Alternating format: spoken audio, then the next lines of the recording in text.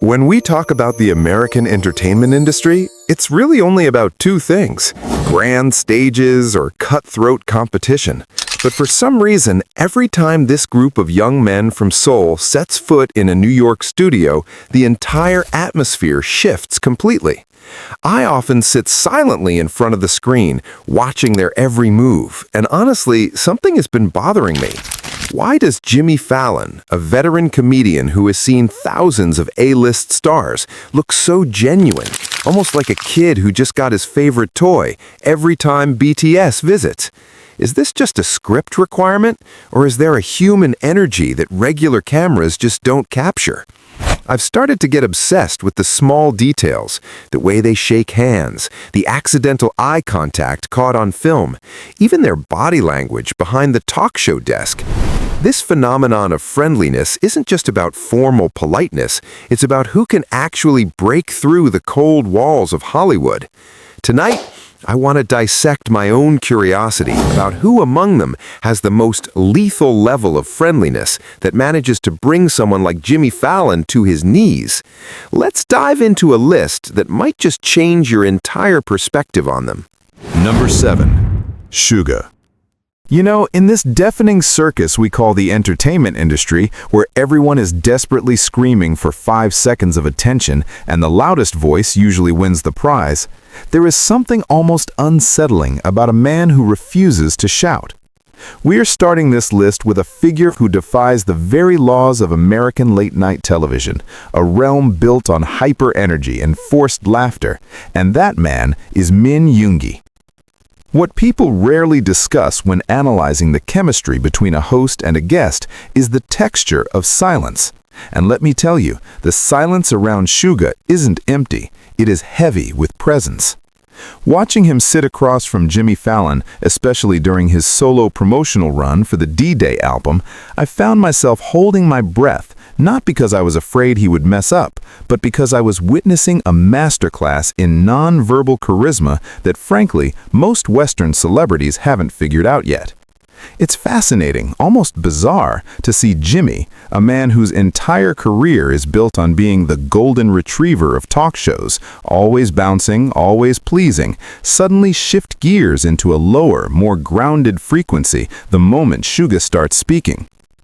Jimmy once threw out the word soulmate to describe their connection, and at first I rolled my eyes, thinking it was just another throwaway PR line designed to make the fans scream. But if you actually sit down and dissect the footage frame by frame like I have, you start to realize that Jimmy wasn't joking. There is a specific kind of relief on Fallon's face when he interacts with Suga, a relief that says, "Thank God, I don't have to perform right now." Unlike the chaotic, high-octane energy required when the full group is present, which is undeniably fun but exhausting, the dynamic here is like two old war veterans sharing a drink at a bar after the war is over. During the D-Day interview, when they were sipping whiskey and talking about the harsh realities of touring and the imposter syndrome that comes with fame, the friendliness wasn't in the jokes, it was in the honesty. At this point, I personally start asking myself, is this the truest form of friendliness? Is the highest compliment you can pay a host not to entertain them, but to be real with them? Suga doesn't give Jimmy the idle version of himself, the sparkly, always smiling caricature. He gives him the tired, wise, and incredibly witty artist who understands the absurdity of their jobs. There was a moment where Suga deadpanned a response about his basketball dreams or his lack of excitement for certain things, and instead of the audience silence being awkward, it was electric, because Jimmy was genuinely cracking up, not that fake talk show host laugh, but a real gut-deep chuckle that comes from being surprised by someone's authenticity. It's a psychological game of chicken. Suga refuses to be fake, which forces Jimmy to drop his own mask, creating a loop of mutual respect that is far more intimate than a hug or a high five. I remember watching the way Suga looked at Jimmy when talking about the challenges of producing music. His eyes weren't darting around looking for the camera tally light. They were locked on Jimmy, signaling a level of respect that says, "I take you seriously." In a culture where guests are often treated as content fodder, Suga treats the interaction as a conversation between equals, and you can see Jimmy's posture change. He leans in, he stops fidgeting, he listens.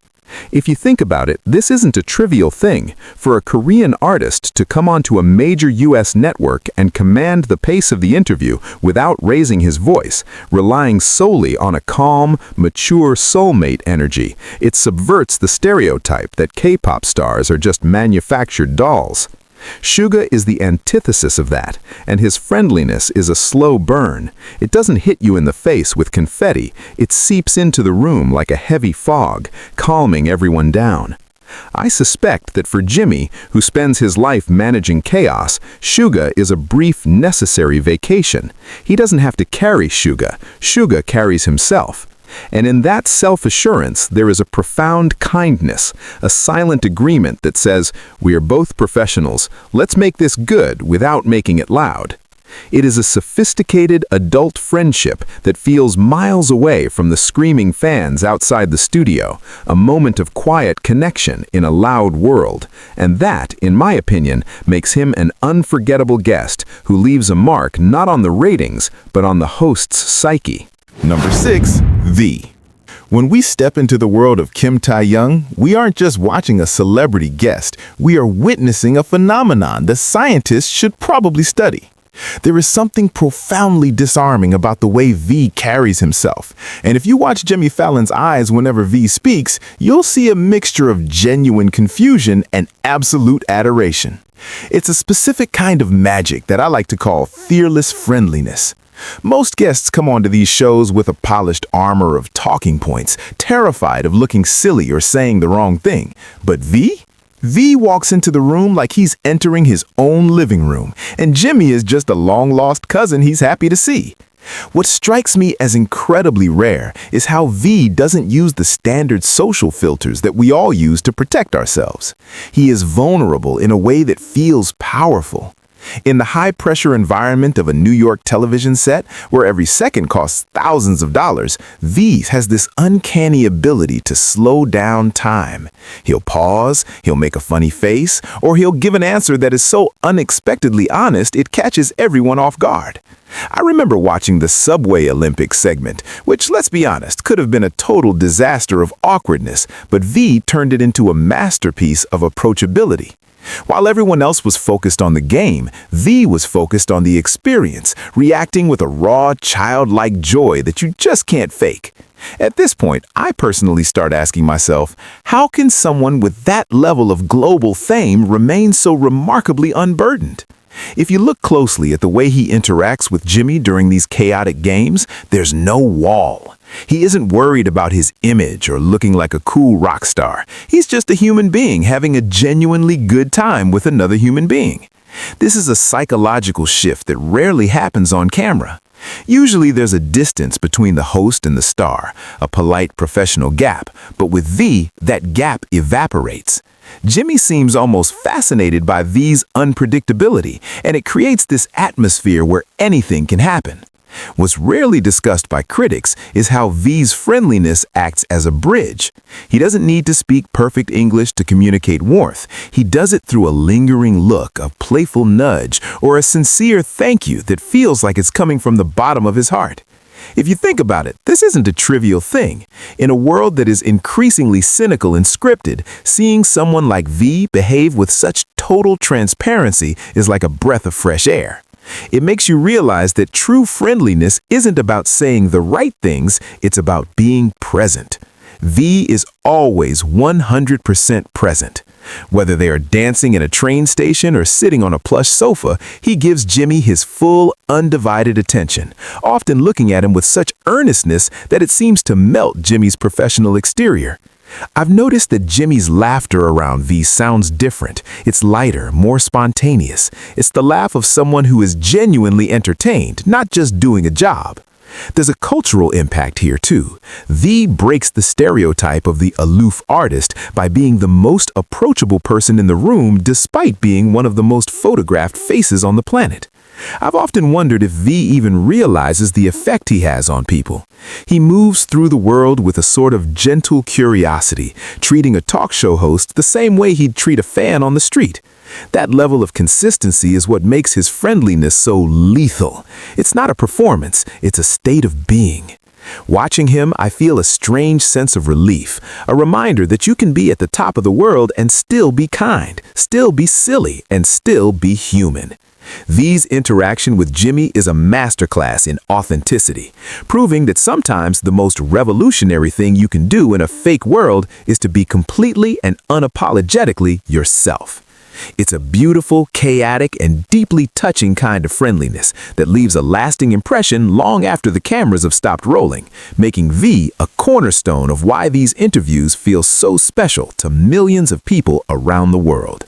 Number 5. Jin. There is a very thin line between arrogance and charisma, and somehow Kim Sok-jin manages to dance on that line like a world-class tightrope walker without ever falling. When we talk about friendliness in the context of a high-stakes American talk show, we usually think of someone being polite, nodding, and following the rules. But Jin throws the rule book out the window and replaces it with a level of humor so audacious it actually becomes a form of profound kindness. I've spent a lot of time analyzing the social dynamics of these interviews, and what strikes me about Jin is his willingness to be the clown to make everyone else feel comfortable. Think about it. Here is a man who is consistently ranked as one of the most handsome faces in the world, yet he walks into a room and immediately starts making dad jokes and blowing hand kisses. This isn't just a gimmick, it's a strategic act of friendliness. By making himself the center of the joke, he lowers the tension in the entire room. I've noticed that whenever the atmosphere gets a bit too stiff or the language barrier feels a bit too high, Jin swoops in with his worldwide handsome declaration. It's brilliant. It makes Jimmy Fallon lose his professional composure and burst into a fit of genuine wheezing laughter. What is rarely discussed by the casual viewer is the psychological weight Jin carries as the eldest member. He feels a responsibility to ensure the mood is light, and he does this by being the most approachable person on set. At this point, I personally start asking myself, how much courage does it take to be that silly when the whole world is watching? If you look at Jimmy's face during their interactions, there's a look of pure gratitude. Jimmy knows that Jin is going to give him gold for the cameras, but more than that, he knows Jin is going to make the interview easy. Friendliness in Jin's world is an active service. He doesn't wait for you to be friendly to him. He attacks you with friendliness until you have no choice but to smile. I remember one specific moment where Jin's confidence was so over the top that Jimmy had to hide his face behind his cue cards. In that moment, the power dynamic shifted. It wasn't a host interviewing a guest, it was two friends having a blast. If you think about it, this isn't a trivial thing. Most people in Jin's position would be terrified of ruining their cool image, but Jin understands that being cool is nowhere near as valuable as being warm. His humor is a bridge that spans across cultures and languages. You don't need a translator to understand a hand kiss or a goofy wink. You just need a heart. I've often reflected on the behind-the-scenes energy Jin must bring to these productions. Staff members often whisper about how he's the first to say hello and the first to crack a joke to ease the nerves of the crew. This is a man who uses his beauty not as a shield to keep people away, but as a magnet to pull them in. There's a certain lethal quality to his friendliness because it's so disarming. You expect a superstar to be distant, but Jin is right there in your face, telling you he's handsome and then laughing at his own joke with that iconic windshield wiper laugh. It breaks the celebrity spell and replaces it with human connection. I honestly believe that Jimmy Fallon sees Jin as a comedic comrade, someone who understands that life is too short to be serious all the time. Jin's brand of friendliness is a gift of laughter, and in the cynical world of entertainment, that is perhaps the most generous thing you can give. He turns a cold television studio into a playground, and in doing so, he makes Jimmy and all of us watching at home feel like we're part of the inner circle. It's a masterclass in social intelligence, disguised as effortless silliness, and it's why Jin remains one of the most beloved and approachable figures ever to sit in that guest chair. Number 4, JHope. If you could bottle up pure, unadulterated solar energy and dress it in high fashion, you would get Jungkook. There is a specific kind of person who walks into a room and the light bulbs seem to get 10% brighter, but with JHope, it's like the entire power grid of New York City gets a massive surge. I've watched a lot of guests try to be on for the cameras, showing that forced plastic energy that dies the second the red light goes out, but JHope is different. His friendliness isn't a switch he flips, it's a fundamental state of matter. When he's on The Tonight Show, you can actually see Jimmy Fallon's physical exhaustion vanish. Jimmy is a high-energy guy, but even he seems to be running to catch up with the sheer radiance JHope emits. What is rarely discussed is the sheer labor involved in being the sunshine of a group. It's a psychological weight to always be the one lifting others up, yet JHope does it with a grace that feels entirely effortless. If you look back at the Fortnite Dance Challenge segment, that wasn't just a silly game, it was a moment where JHope's friendliness became a physical force. He wasn't just dancing, he was inviting everyone, the host, the crew, the audience, and the millions watching at home into his bubble of joy. At this point, I personally start asking myself, how does a person maintain that level of sincerity in an industry designed to make people cynical? Most people would be guarded or worried about their technique, but JHope's smile never wavered, not even for a second. It's a lethal kind of friendliness because it leaves you no room to be miserable. You cannot be in a bad mood around this man. I've noticed that Jimmy often gravitates toward JHope when things get chaotic, almost as if he's seeking a safe harbor of positivity. If you think about it, this isn't a trivial thing. JHope uses his body language, the way he leans forward, the way he claps for others, the way he gives a thumbs up to a cameraman, to communicate a level of respect and warmth that transcends the interview itself. He makes the studio feel like a neighborhood party rather than a cold corporate television set. I've often reflected on the impact this has on the production staff. You can tell by the way the camera operators follow him that they genuinely enjoy his presence. He isn't just the talent, he's the friend who showed up to make sure everyone has a good time. There's a profound emotional intelligence in the way he reads the room. If Jimmy makes a joke that lands a bit soft, JHope is the first to laugh, the first to cheer, ensuring that the host never feels like he's failing. That is the ultimate form of professional friendliness, protecting the person you're working with. It's a selfless way of existing in the spotlight. I've seen JHope in moments where he must be exhausted from jet lag and grueling schedules, yet the moment he sees Jimmy, his eyes light up with a genuine spark of recognition and heat. It's a beautiful thing to witness, a reminder that kindness can be a form of high art. JHope doesn't just give an interview, he gives a piece of his spirit to the room, and you can see Jimmy soaking it up like a man who has been in the dark for too long. He's the heartbeat of the interaction, the one who ensures that no matter what, the vibe remains impeccable. JHope's brand of friendliness is a warm embrace that you can feel through the screen, making him not just a guest, but a necessary dose of humanity in a world that often feels far too cold. Number 3. RM. When you step into the territory of Kim Namjoon, you aren't just meeting a pop star, you're meeting a diplomat who somehow found himself in the middle of a pop culture hurricane. What I find truly fascinating about the dynamic between RM and Jimmy Fallon is the palpable weight of mutual respect that sits between them, something far deeper than the typical guest-host banter.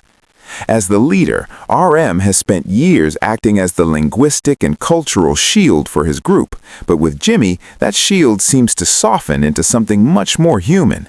At this point, I personally start asking myself, what does it feel like to carry the voice of 6 other people on your shoulders every time you sit in that hot seat? Jimmy clearly senses this responsibility, and his friendliness toward RM feels like the respect one general gives to another. They aren't just doing a show, they are navigating a global phenomenon together. One of the most telling moments, one that rarely gets the deep psychological analysis it deserves, is the famous sandwich incident during their New York City takeover. There's something incredibly raw and disarming about seeing two of the most powerful people in their respective industries just sharing a sandwich. No fancy catering, no red carpet, just two guys sitting in a corner of a train or a studio eating like normal human beings. If you think about it, this isn't a trivial thing. In the ego-driven world of Hollywood, sharing is a rare currency. That moment showed a level of casual friendliness that most celebrities would never allow to be caught on film. It signaled that RM isn't just a guest Jimmy has to handle, he's a peer. RM's brand of friendliness is intellectual and deeply empathetic. He is the one who constantly checks in on the other members during the interview, translating not just their words, but their spirits, ensuring that no one gets left behind in the fast-paced American comedy style. Jimmy looks at RM with a kind of awe, not just for his English skills, but for his poise. I've noticed that when Jimmy wants to dive into a more serious or real topic, his eyes instinctively find RM's. It's a silent recognition of RM's maturity. The lethal part of his friendliness is how reliable it is. You can feel that Jimmy trusts RM. He knows that if a joke falls flat or if there's a moment of confusion, RM will be there to bridge the gap with a smile and a brilliant save. This isn't just being nice, it's being a protector. I've often reflected on how lonely it must be to be the bridge all the time, but RM does it with such a generous heart that it makes the entire room feel safe. He treats Jimmy not as a giant of American TV, but as a collaborator in a grand experiment of bringing East and West together. Their relationship feels like a long-running conversation that just happens to be interrupted by musical performances. When you see them high-five or share a private laugh, it doesn't feel like content for the fans. It feels like two people who have survived the same storm and found a common language in the middle of it. RM's friendliness is the foundation upon which all their successful U.S. interactions are built. He is the anchor, the one who makes it possible for the others to be silly and free. And Jimmy's profound appreciation for that sacrifice is what makes their bond so uniquely touching and undeniably real. Number 2. Jungkook. It's almost terrifying when you think about it. How can a man who has the entire world screaming his name, someone who literally commands the digital pulse of the planet, walk into a room and make it feel like he's just a kid from around the block? I've spent countless nights re-watching the footage of Jungkook's solo appearances on the show, and there is a specific psychological shift that happens to Jimmy Fallon the moment Jungkook sits down. It's like the mega celebrity tension in the air just evaporates. What strikes me as most profound, and this is something that rarely gets discussed in the mainstream media, is the sheer lack of ego in Jungkook's body language. In an industry where cool is usually synonymous with being distant or guarded, Jungkook's friendliness is rooted in a shocking level of relaxation. When he was promoting his solo album, Golden, Jimmy looked at him with this expression of pure, unfiltered admiration, calling him one of the most humble stars he's ever met. At this point, I personally start asking myself, is it even possible to stay that grounded when you're literally at the peak of the human experience? Most people in his position would have a wall of 10 publicists and an aura of "don't touch me." But Jungkook leans in. He laughs with his whole face. He reacts to Jimmy's jokes with the kind of genuine amusement that you usually only see between best friends at a 2 a.m. diner. If you think about it, this isn't a trivial thing. This is a man who could easily demand the world, yet he seems most interested in just being there in the moment. I've noticed that Jimmy's energy around Jungkook becomes incredibly protective and paternal. He treats Jungkook like a younger brother he's immensely proud of, and that's only possible because Jungkook allows that level of closeness. The lethal part of his charm is how effortless it feels. He isn't trying to be the friendly one. He just is. There was a moment during their conversation about his record-breaking success where Jungkook looked almost shy, shifting the focus back to the fans or the experience itself rather than his own greatness. This kind of humility isn't just polite, it's a form of extreme social intelligence. It makes everyone in the room feel like they are a part of his journey, rather than just spectators. I've often reflected on the behind-the-scenes atmosphere during those solo tapings. The crew members have whispered about how Jungkook is so easygoing that he doesn't feel like a task to work with. He's easy, and in the high-stress world of television production, being easy to work with is the greatest act of kindness you can offer. Jimmy's praise for him isn't just talk show fluff. You can see it in the way they high-five and the way Jimmy talks about him even when he's not in the room.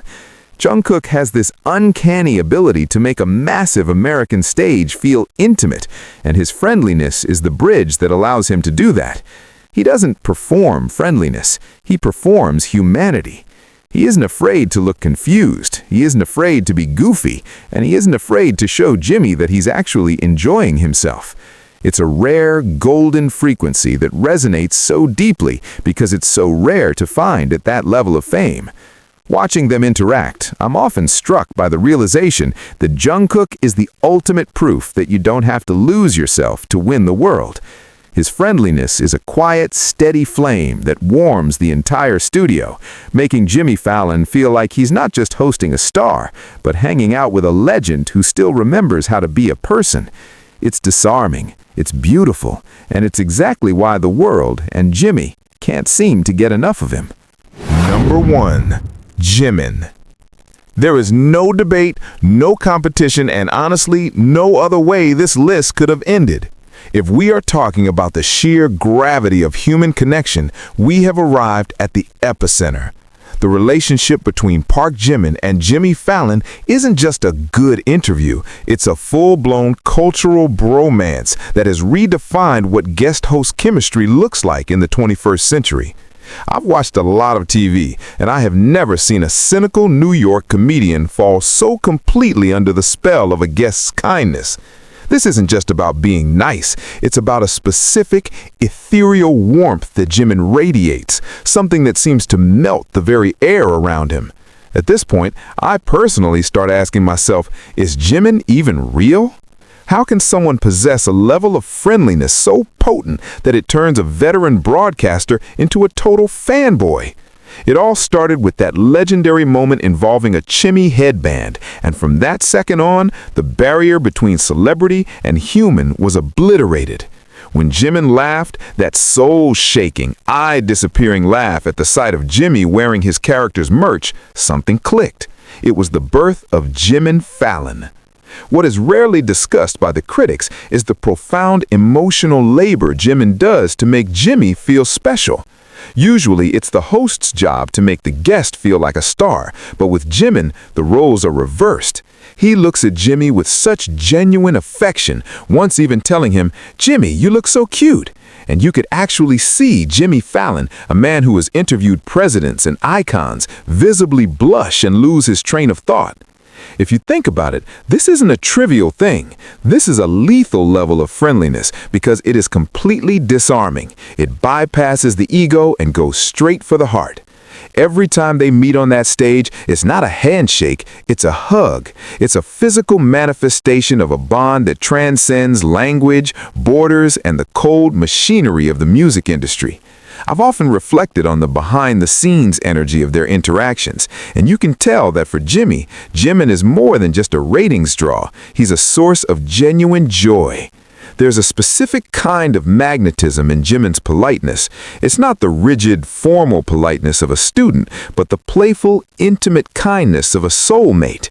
He remembers details, he makes intense eye contact, and he treats every word Jimmy says as if it's the most important thing in the world. This is the ultimate form of charisma. In a world where everyone is looking over their shoulder for the next big thing, Jimin is completely present, anchored in his affection for the person standing in front of him. I've noticed that when Jimin is on set, the entire crew seems to move with a different energy. There's more laughter, more smiles, more lightness. He is the sunshine of the group's American television presence, but with an added layer of deep emotional sincerity. When he promotes his solo work like crazy, the way he talks to Jimmy is so vulnerable and sweet that it feels like we're eavesdropping on a private conversation between two dear friends. At this point, I'm convinced that Jimmy would do anything for him. It's a psychological masterpiece of rapport building, but the crazy part is it's 100% authentic. You can't fake that kind of glow. Jimin's friendliness is a superpower. It's a soft force that conquers everything in its path, turning a high-pressure media appearance into a celebration of friendship. He is, without question, the pinnacle of what it means to be a friendly guest, not because he follows the rules, but because he loves the people he works with so loudly that the whole world can feel it.